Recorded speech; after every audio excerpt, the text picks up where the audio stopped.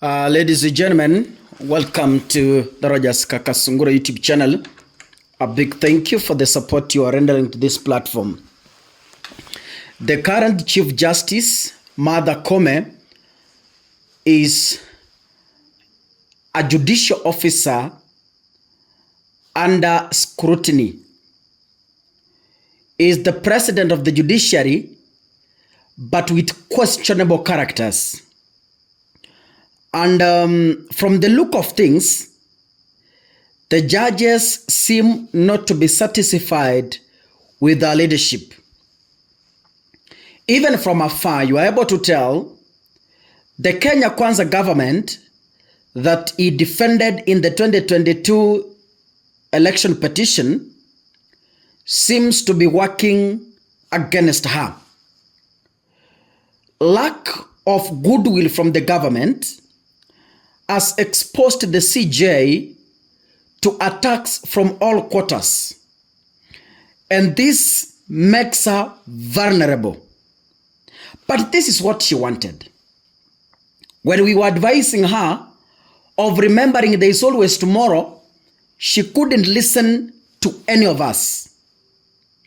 As we speak, the Office of the Commission on Administrative Justice today issued a demand to the Chief Justice Martha Koome in response to the growing complaints against the judiciary, particularly concerning the conduct of certain judges and magistrates.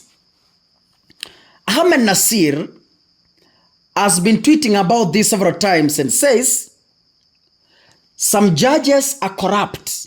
He's been tweeting this. And for those of you who follow keenly the news, this forced Martha Koome to illegally block Ahmed Nasir and his team of lawyers not to give submissions in courts. They were buried. But that one later was announced as unconstitutional. In a press statement, they say that Koome should speedily resolve all complaints against the judiciary, including the corruption allegations that are facing the judges. Ladies and gentlemen, since 2017, we have been raising alarm about the conduct of Martha Koome herself. Let me take you back. When William Ruto was declared the winner after the wild goose chase remarks and the hot air, we saw Martha Koome and the DCJ Philomena Mwilu lining up in parliament like other members of parliament. They degraded the quality of the office of the Chief Justice to just a mere liner waiting to greet the president. I think you remember that very well. I even raised Parliament and said, what kind of, I can call it mediocrity or what is going on? A whole Chief Justice. We never saw Maraga do these things. We never saw William Tunga do these things.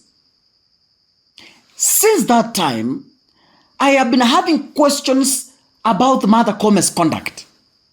And I believe we all of us could be right or wrong, but the majority of us could definitely be right.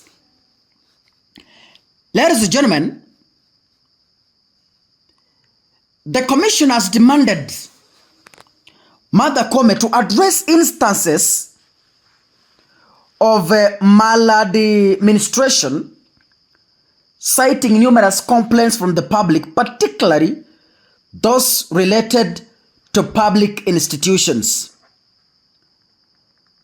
They revealed that it had lodged over 700 cases to the judiciary in the last 45 years, stating that only 40% have been resolved. Ladies and gentlemen, Let me say this as I near my conclusion, because I have like 3 minutes.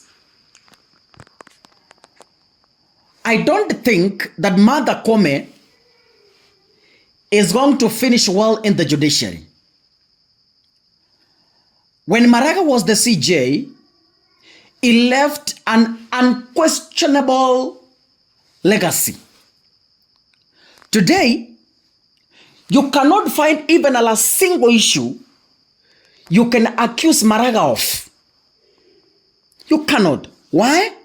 He stood firm and left a rich legacy for generations to come. That is why, when William Ruto came into power, he had to appoint CJ Maraga to go and oversee police reforms. But remember, Maraga hit them in 2017 when he threw out the petition from the government. It's Raila Odinga who petitioned the Jubilee and accused it of stealing. And Maraga stood firm and made history by nullifying an election. And we went back to the ballot for a second time.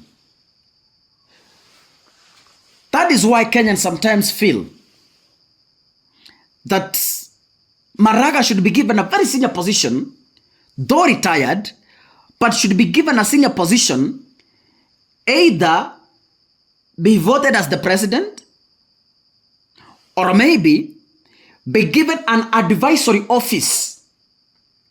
He is the one who should be advising Kasongo on some issues.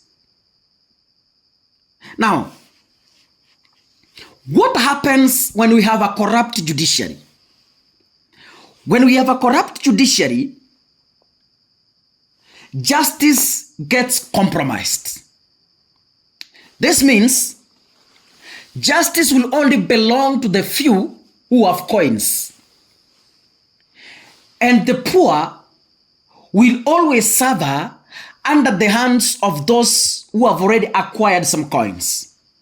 That is when we have a compromised judiciary. That is when we have a corrupt judiciary. Always. When the judiciary is corrupt, just know justice will always be compromised. So it is my wish that we should push for Martha Koome to resign, because her character has been tainted. It is questionable with a very poor legacy. God bless you. If you're watching this, kindly make sure you click the subscribe button and remember to turn on the notification bell. God bless you, ladies and gentlemen. See you in the next episode. Asanteni sana. Mungu awabariki.